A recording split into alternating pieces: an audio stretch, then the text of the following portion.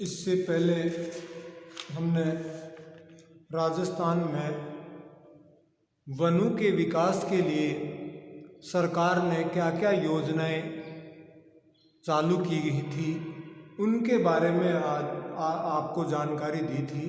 आज अपन इस वीडियो के माध्यम से मृदा अपरदन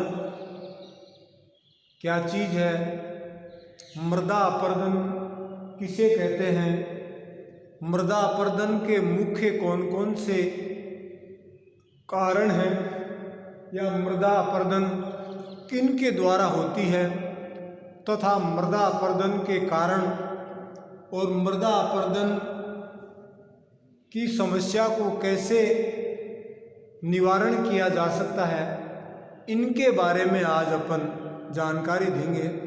तो सबसे पहले तो आपको बताएं कि प्राकृतिक व मानवीय शक्तियों द्वारा, प्राकृतिक कारण भी हो सकते हैं या मानव के द्वारा भी, प्राकृतिक व मानवीय शक्तियों के द्वारा मिट्टी की ऊपरी परत या आवरण को नष्ट करने की प्रक्रिया को मृदा अपरदन कहा जाता है। कि प्राकृतिक शक्तियों के द्वारा या मनुष्य के द्वारा जो मिट्टी की ऊपरी परत है उसको नष्ट करने की प्रक्रिया को अपन मृदा अपरदन के अंतर्गत या मृदा अपरदन के अंतर्गत शामिल करते हैं। वर्तमान में प्राकृतिक वनस्पति का अत्यधिक कटाव, लगातार वनों की कटाई के कारण, अत्यधिक चराई के कारण, पशुचारण के कारण तथा असंगत तरीकों से खेती के परिणाम स्वरूप सबसे ज़्यादा मृदा अपरदन की समस्याएं शुरू हुई। ये मृदा अपरदन मुख्य रूप से जल के द्वारा तथा दूसरा हवा के द्वारा सबसे ज़्यादा मृदा अपरदन होता है। अगर अपन बात करें तो सबसे पहले जल के द्वारा अपरदन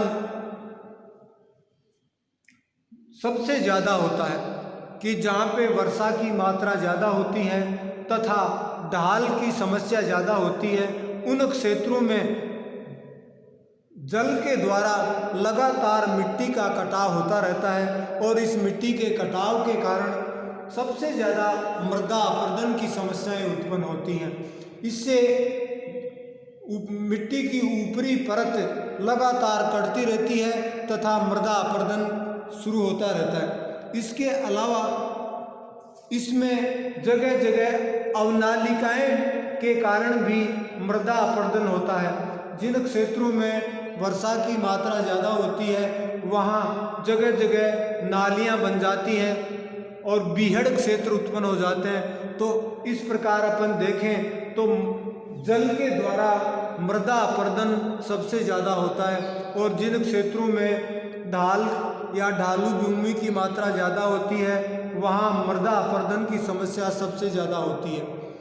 मृदा के कारण दो तरह से, एक तो मिट्टी की ऊपरी परत कट के चली जाती है, दूसरी जगह तथा कई जगह अवनालिकाओं का निर्माण हो जाता है।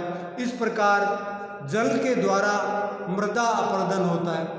दूसरा, मरुस्थलीय क्षेत्रों में जहाँ वनस्पति की कमी होती है तथा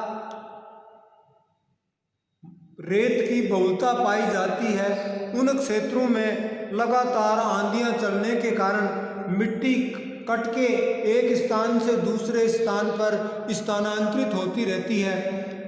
तो ये हवा के द्वारा होने वाला अपरदन कहलाता है। अब अगर अपन पश्चिमी राजस्थान की बात करें तो पश्चिमी राजस्थान के जैसलमेर, बाड़मेर, जोधपुर, इन जिलों में सबसे ज़्यादा वायु के द्वारा मृदा का अपरदन होता है। इस वायु के द्वारा मृदा अपरदन को रोकने के लिए सरकार ने जोधपुर में काजरी नामक संस्थान या काजरी नामक संस्था की भी स्थापना की गई, जो इस मृदा अपरदन की समस्या को रोकने के लिए भी कार्य कर रही है। इस प्रकार अपन देखें तो मृदा का अपरदन में सबसे रूप से जल तथा दूसरा हवा के द्वारा सबसे ज़्यादा मृदा अपरदन होता है। जल में सबसे ज़्यादा परतों के रूप में अपरदन होता है या अवनालिकाओं के द्वारा, तथा हवा के द्वारा मुख्य रूप से परतों के रूप में या कट के टीलों के रूप में एक स्थान से दूसरे स्थान पर हवा का या मृदा का अपक्षरण या अपरदन होता रहता है। इस मृदा अपरदन के कई कारण हैं। उनमें सबसे मेन रूप से लगातार वनों की कटाई के कारण मृदा अपरदन, इनके अलावा ये झूमिंग कृषि। तो सबसे पहले बात करें कि वनों का विनाश।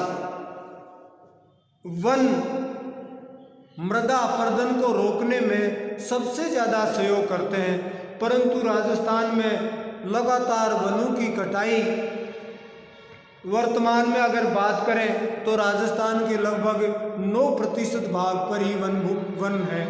तो वनों की लगातार कटाई के कारण ये समस्या सबसे ज़्यादा विकराल रूप धारण करने लगी और वनों की लगातार कटाई के कारण मृदा अपरदन की समस्या सबसे ज़्यादा तेज गति से शुरू हुई। इसमें जगह जगह अवनालिकाएँ बन गई या बीहड़ क्षेत्र उत्पन्न हो गए। इसमें अगर बात करें कोटा, सवाई माधोपुर, धौलपुर, करौली, ये इन जिलों में चंबल और इसके साथ साथ उसकी सहायक गंभीरी, बाणगंगा, बना, ढूंढ आदि इन नदियों के द्वारा इस क्षेत्रों में सबसे ज़्यादा अपरदन की समस्याएं हुई। अगर अपन यूँ बात करें तो इस अपरदन के कारण में सबसे ज़्यादा विकास वनों का विनाश की, लगातार वनों की कटाई के कारण ये समस्या सबसे ज़्यादा वनों के विनाश के कारण शुरू हुई। तो पहली समस्या मृदा अपरदन में वनों का विनाश सबसे ज़्यादा योगदान देने में प्रदान करता है। इसके अलावा दूसरा अनियंत्रित चराई की, लगातार राजस्थान में चारे की समस्या या चारागाह भूमि की कमी के कारण लगातार इन पर्वतीय क्षेत्रों में, पहाड़ी क्षेत्रों में जहाँ वन पाए जाते हैं वहाँ लगातार पशुओं के द्वारा चराई होने के कारण भी अधिकांश वृक्ष समाप्त हो गए तथा अनियंत्रित चराई के कारण भी मृदा अपरदन की समस्या शुरू हुई तथा लगातार अनियंत्रित चराई के कारण भी मृदा अपरदन होने में सबसे बड़ा योगदान रहा। इसके अलावा वालरा कृषि या झूमिंग कृषि जिसमें वनों को काटकर जलाकर उस पे कृषि की जाती है। तो राजस्थान में इस प्रकार की परंपरा होने के कारण या झूमिंग कृषि के कारण भी राजस्थान में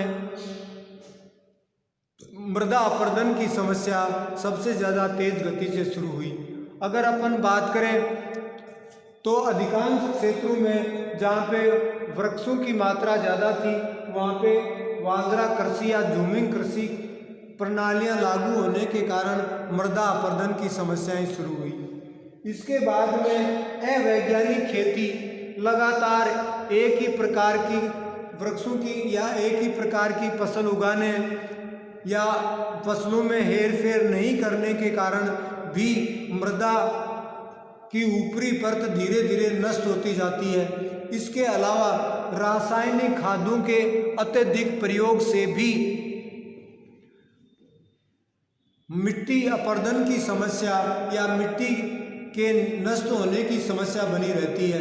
इस प्रकार अवैज्ञानिक कृषि तथा इसके अलावा राजस्थान के मरुस्थलीय प्रदेशों में अत्यधिक मात्रा में लगातार आंधियाँ चलने के कारण भी राजस्थान में मृदा अपरदन की समस्या सबसे ज़्यादा तेज गति से कार्य कर रही है। इस प्रकार अपन देखें तो वनों के विनाश के कारण, अनियंत्रित चराई के कारण कृषि भूमि या वालना कृषि की वृद्धि के कारण, अवैज्ञानिक कृषि के कारण तथा मरुस्थलीय प्रदेश में अत्यधिक आंधियां चलने के कारण राजस्थान में मृदा अपरदन की समस्या सबसे ज़्यादा तेज गति से कार्य करने लगी। इस मृदा अपरदन को रोकने के लिए भी सरकार व्यापक पैमाने पर कार्यक्रम शुरू किए हैं, जिसमें वृक्षारोपण कार्यक्रम, जिसमें पहाड़ी क्षेत्रों में, बंजर भूमि पर, नहरी क्षेत्रों में, नदियों के किनारे वृक्षारोपण करके इस मृदा अपरदन को रोकने के कार्यक्रम या उपाय सरकार के द्वारा किए जा रहे हैं। इसके अलावा फसल चक्र अपनाकर या फसलों का हेर फेर करके भी या कुछ दिनों पर भूमि को पड़ती डालकर भी इस समस्या का निराकरण करने की कोशिश की जा रही है। इसके अलावा चरागाह विकास तथा शहरी व गांवों के बाहर उचित स्थानों पर चरागाह विकसित करके भी जंगली या जंगल के विकास को बढ़ावा दिया जा सकता है। इसके अलावा ग्रीन बेल्ट, राजस्थान के मरुस्थलीय प्रदेशों में कतारों के रूप में वृक्षारोपण, जिसे ग्रीन बेल्ट या शेल्टर बेल्ट परियोजना का नाम दिया है, उसके माध्यम से भी राजस्थान में मृदा अपरदन को रोकने का कार्यक्रम किया जा रहा है। इनके अलावा जैविक व हरी खाद का अत्यधिक प्रयोग, मृदा में उर्वरा शक्ति बढ़ाने के लिए अन्य चीज़ें, खेतों में मेड़बंदी कार्यक्रम, इनके अलावा पहाड़ी क्षेत्रों में समुच्चय रेखीय कृषि आदि के द्वारा राजस्थान में मृदा अपरदन को रोकने के उपाय किए जा रहे हैं। इस प्रकार इस वीडियो के माध्यम से आपको राजस्थान में मृदा अपरदन क्या चीज़ है, मृदा अपरदन सबसे ज़्यादा किनके द्वारा होता है, मृदा अपरदन के क्या क्या कारण हैं और मृदा अपरदन के निवारण या मृदा अपरदन को रोकने के लिए किस तरह से उपाय किए जा रहे हैं, ये जानकारी आपको इस वीडियो के माध्यम से प्रदान की गई। आपसे ये अपेक्षा की जाती है कि इस वीडियो के द्वारा आप मृदा अपरदन क्या चीज़ है, मृदा अपरदन जल के द्वारा मृदा अपरदन कैसे होता है, हवा के द्वारा मृदा अपरदन कैसे होता है, इसके अलावा मृदा अपरदन में या मृदा अपरदन के सबसे ज़्यादा किसका योगदान है उनके बारे में तथा मृदा अपरदन को अपन कैसे रोक सकते हैं, ये सारी चीज़ें इस वीडियो के माध्यम से आपको बताई गई। आप इस वीडियो के माध्यम से ये जानकारी आप प्राप्त करोगे। इसके लिए बहुत बहुत धन्यवाद। Thank you sir.